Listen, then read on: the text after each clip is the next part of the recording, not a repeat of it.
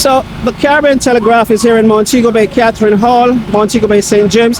We are here with Mayor Richard Vernon. He's the mayor of Montego Bay, and we'd just like to get a perspective from him as to what happened. Well, we all know that Melissa passed through, Hurricane Melissa had passed through, but we'd like to know now, what is it that the St. James Municipal Council is actually undertaking in this community as we speak today, Saturday, November 15th. Mayor Vernon, what would you like to share with the residents in particular of Catherine Hall, West Green and West Green Meadows as a result of what we have witnessed and what they have experienced? Thank you for that. We're here at Coconut Loop, the Catherine Hall community, where we started phase 2 of our restoration process. Phase 1 was the removal of bulky waste, and we have done much of that. We have also done some removal of other residential waste, and now we are doing sanitization. We're washing the streets, washing the homes, and we're helping the persons who are vulnerable to clear out their space. In fact, it's not just a St. James Municipal Corporation, but also several other entities that have partnered to ensure that this project is a success. We have a join-up approach. We have the Jamaica Fire Brigade here, behind me, the fire truck. We are doing the washing of the street, along with 200 residents of Montego Bay employed to do some work in this community. We have the wheelbarrows, shovel, the push broom, the rake, you name it. We're cleaning up this community completely. We have the partnership from the National Water Commission. We have the evacuation jet in the community. We're flushing the drainage system while we're doing some drain cleaning. The team was also here today to relocate the drums because now the community has running water, so no need for the drums. And they are also working on the sewage pump to ensure that we can pump the sewage from this community to the sewage station. We also have the Jamaica Defence Force. They'll be on the ground tomorrow, helping the most vulnerable among the population in this community to clear out their homes because some persons can't manage to clear out their homes. We have the National Solid Waste Management Authority here on the ground. The garbage trucks are out, the tipper trucks are out, and we are key partners in the removal of bulky waste. So far, we have removed over 1,000 truckloads of bulky waste from the communities of Catherine Hall, West Green Meadows, and we also have the Ministry of Health through the St. James Health Services moving around, announcing to the residents how they can protect themselves, giving them the necessary precautionary measures to ensure that we don't have any spread of diseases. We also have tow trucks. This is one of the tow trucks. Come over this side. We are trying to remove the ones that are hindering access to the cleaning. But of course, insurance companies, they need to come and do their necessary investigation and write off through their loss adjustment process what needs to be written off. And so we wait on them to do that part. We have several other entities, the Ministry of Labour and Social Security. They have been moving from house to house. They have deployed their members here to do assessment of the midweek. They had done assessment of 110 houses, and they should be way ahead of that. They're probably about 400 now in terms of the assessment, just in the Catherine Hall and West Green communities. And they have also distributed food packages to ensure that the residents can get something to eat while they go through this trying time. We are also looking at the possibility of getting some beds to some of the residents, especially again the most vulnerable among the population, because there are many persons who have not slept on something proper since the hurricane. So we're here in the community, the municipal corporation, managing the whole process and ensuring that we bring the community from a state of devastation to a state of restoration.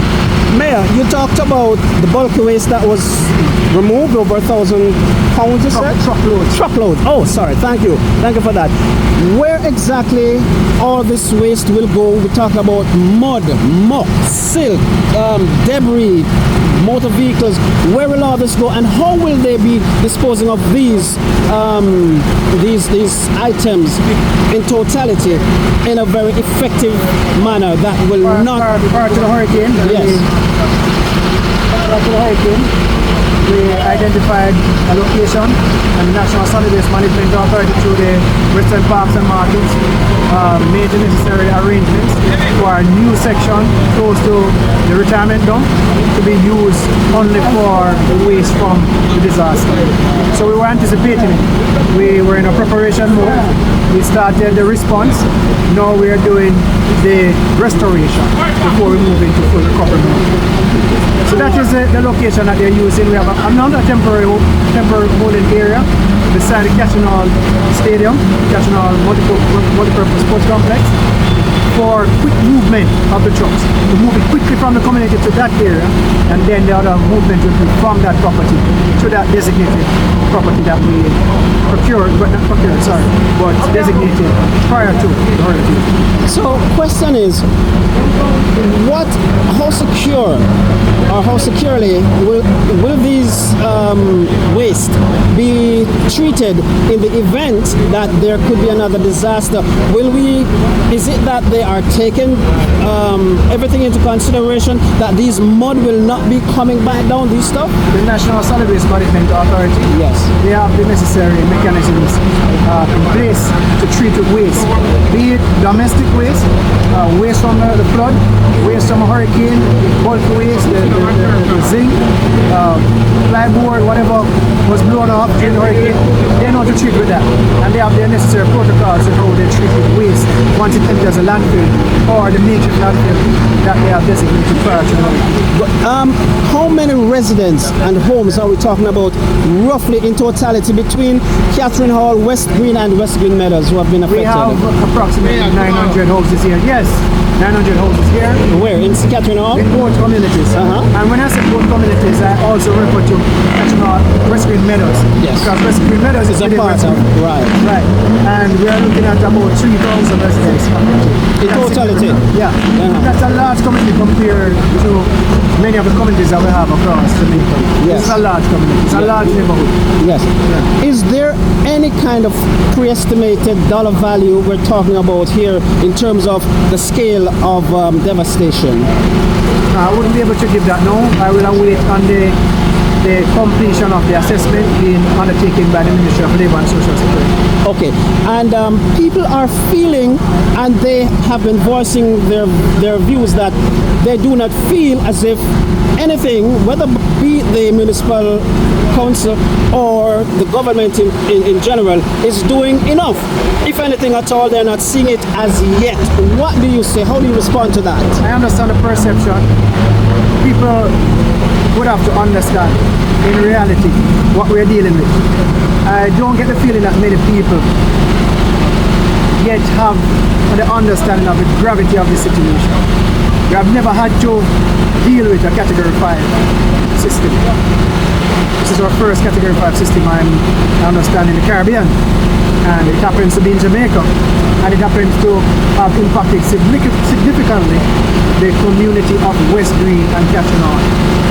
To compound that was another unprecedented situation, coming together of Barnet River, High River, the sea, and it is flowing all the way from the section that we often refer to that flows into the Barnet area, the Montego River. We have never had that before. Nor have we had to deal with the removal of 6 to 7 inches of mud from the roadway, or this community being inundated up to 8 feet. I want people to understand what we're dealing with. And when you deploy 200 people to clean, 16 trucks, 8 backhoes, 3 front end loader, 2 skid steer, a tow truck to clean a community with over 900 houses. It's going to be hard to feel the impact right across immediately. But I promise you, they will realize the impact by the end of this week as we move through diligently to clean lane to lane, road to road, and the main street. We are going to clean up this community. We are well ahead. I can now recognize sections of this community. When I came here on Wednesday, I couldn't identify anything. I could not relate to what I was seeing because it's a community that I visit, and I knew and I know what was here and what needed to be done. And thanks to the ministries of government, the Prime Minister has assigned Minister Wheatley and Minister Morgan to St. James to help with our restoration process. They have been on the ground. They have been utilizing the full force of their office to provide assistance. The Deputy Prime Minister, he has been very proactive in the space, and we are coming together to ensure that the community at the end of the day benefits and benefits immensely. So I understand the perception, but it's not about perception, right? It's about actual work. The work is being done. You look left to your right, and you will see streets being washed, garbage being removed, bulk waste being removed, mud being removed. So those who would like to understand what is happening in the community, I invite them to come take a walk. How do you respond to the concerns? Everybody that we have spoken to, they are blaming all this on the construction of the highway and the bridge that they have sort of cut away to make new walkway or roadway or something. I'm not an engineer. I can't make the necessary recommendations. But what I'm certain is that the government will be doing its investigation into this matter to provide the necessary findings for further action. So they will have to look at the situation, as I said, unprecedented. We have never had all the rivers coming together. Nothing was removed from Bar River. Nothing was removed from a whole section of Montego River and an entire section of Barney River. But there are some sections where the residents believe were vulnerable areas due to construction. But as I said, I'm not an engineer. The necessary persons will do their investigation, will do the necessary assessment, and then they will provide the information to us or treat with it accordingly what needs to be done to prevent a recurrence of this. But at the same time, we have to ensure that we take action. Climate change, persons don't like to talk about it, nor do many people believe climate change is real. And when we continue to litter, to dump, and to do all these things, to burn, all these things contribute to more aggressive weather systems. Unfortunately, Jamaica is a victim of one of those systems, Category 5 hurricane, that came into our space, devastated our municipality, and have us pinned down to Catherine Hall and West Green to bring back normalcy to the communities. So much so that it is so difficult for us to respond to the calls of other sections of St. James. Right now they're calling, they need their garbage removed, they need the city of Montego to be cleaned up, they need the cosmetics to be addressed, and we can't move to it as we would want to move to it because we're pinned here, but we are pinned here for a good cause. We have to ensure that there's no outbreak, no disease, and we bring back this community to a very good state in short order. I have just three more questions for you. Roughly how many communities are we talking about from what you've seen? Is this the first community that you are focusing your attention on in cleaning up? And secondly, you talked about what you're doing in terms of the streets, the exterior matter, of course. What about the residents, what plans and their houses, what they've lost? That might not be in your ballpark, but what can you tell us, what kind of assistance that is likely to come for them? I can't say what is likely to come for them. As I said, Yes. assessment is being done. Right. When the Ministry of Labour and Social Security completes that assessment, collates the data, submits the information, then the government will forge a response strategy. Meet with the residents again and do what needs to be done. Yes. I met with them earlier. I understand the plight, understand the discomfort, understand the level of anxiety and the reason for the anxiety. As I said, we're addressing it. Yes. We are committed to addressing it, and that is why I'm here. There are several other communities that have a similar situation. Homes flooded, can speak to estuary. We have not had the same focus in estuary, but we are going to look at estuary as well to provide some assistance. Nonetheless, we regard this area as ground zero, and as a result, we are here intensifying the operation because if this area is not properly managed, it could cause other devastation across the municipality. So we are nipping it in the bud and do what needs to be done in this area so that we can move on to the other sections and respond to the other communities. We have been responding. A matter of fact, I made available some $51 million to the 17 divisions across the municipality of St. James so that the councillors can start to lead with their clearance and further clearance across the parish. I will tell you that if the St. James Municipal Corporation had not responded the way we did, then we could not be standing here today we couldn't walk to this area, let alone drive to this section. So I must commend the superintendent of roads and works and his team. They were up and about before Melissa left. They were clearing roads leading to hospitals. They cleared Montego Road leading to Corner Regional Hospital. They started sections of Howard to Boulevard, connecting the communities to the critical areas and critical services. And they went onto the damaged roads and cleared them so that, turned them into one way, so that we could connect communities to the city of Montego Bay. Also the National Work Agency, they did major work along the highways and other major thoroughfares. So hats off to the technical team in St. James.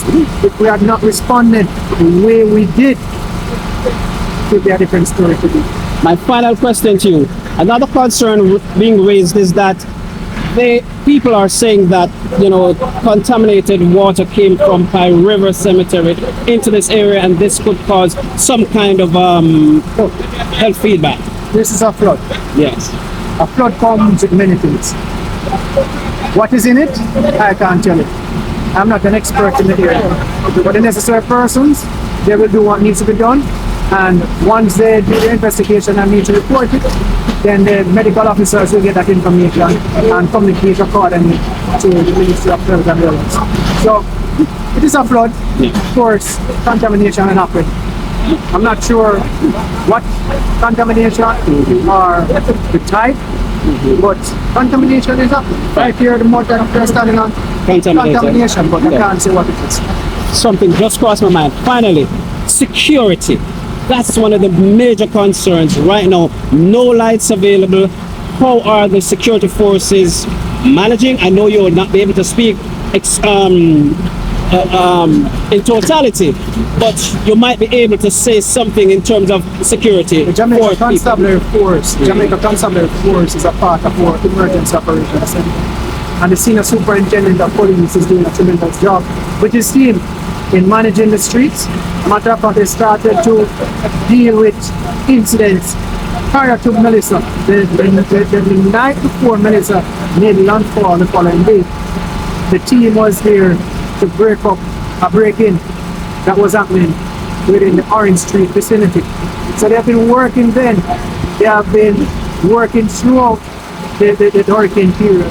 And after the hurricane, they have been managing the areas, preventing riots at gas stations when there was a gas shortage within the city of Montego Bay, and persons were rushing to get gas to resell or put in their vehicles or their generators, you name it. They were there. They have been busy manning the intersections, major intersections across the city because of the lack of street light due to the lack of electricity. And now we are going to curfew a section of downtown Montego Bay tomorrow to facilitate the works of the Jamaica Public Service Company so that we can fully energize downtown Montego Bay and then send electricity back to critical communities. So I said that the progress is steady. Some persons, they don't appreciate that, but I will tell you, when I say the progress is steady, they don't understand the undertone of what is happening in the city of Montego Bay. Many of our light posts, the infrastructure for JPS in some sections completely devastated. And of course, a part of the progress is the restoration of the infrastructure before you even talk about electricity. So it is steady. I maintain that. Within less than a week, they were able to provide electricity to some communities after Melissa. Same with the National Water Commission. They were able to provide water to communities a few days after Melissa. And now they have extended the operation into several other communities, restoring water in them. And critically, they have restarted their sewage pump station. That is also something that is pivotal to the management of our health and our environment. So work is being done. Agencies are doing what they need to do, and people also need to understand and appreciate that many of these frontline workers out here toiling hard day in, day out, nights, they are also victims of the flood. Right here, one of the officers from Ministry of Labour and Social Security was a victim. She had to run out of her house, and she said to us I was prepared to die. I was prepared to die when I saw what was happening. Yet, still, she put on her clothes the following morning and she went to work and came back here with us to do the assessment. Firefighters, police officers, prior to the hurricane, they reported to the EOC, and some of them they were in their uniform for 5 days straight. A few nights I slept in my shoes. Yeah? So, you don't understand. You personally slept in your I slept shoes? in my shoes a few nights. Where and how? At the corporation, because once the EOC is activated, I stay at the office. Because we have to get the distress calls, we have to get the emergency calls, and we have to respond. So whilst persons were trying to protect themselves and lock themselves in their homes, we had to be on the ground rescuing people. When the calls came in that nursing home roof lifted completely, we had to dispatch a unit to the nursing home to take out elderly, some with feeding tubes in their nose and all of that. We had to take them out, brought them to the shelter that they were able to get some relief, food and all of that. It is a tough task, and the recovery process is equally tough. So we have to just give the frontline workers some support. They have been through it too. They are not persons coming in from another country to provide support. Of course we have our volunteers, but the persons on the ground, they were victims too. And their families were affected too. But as I said, they are committed, we are committed, and we keep doing the work to get this place back to the place that we love to see. Thanks. Thanks.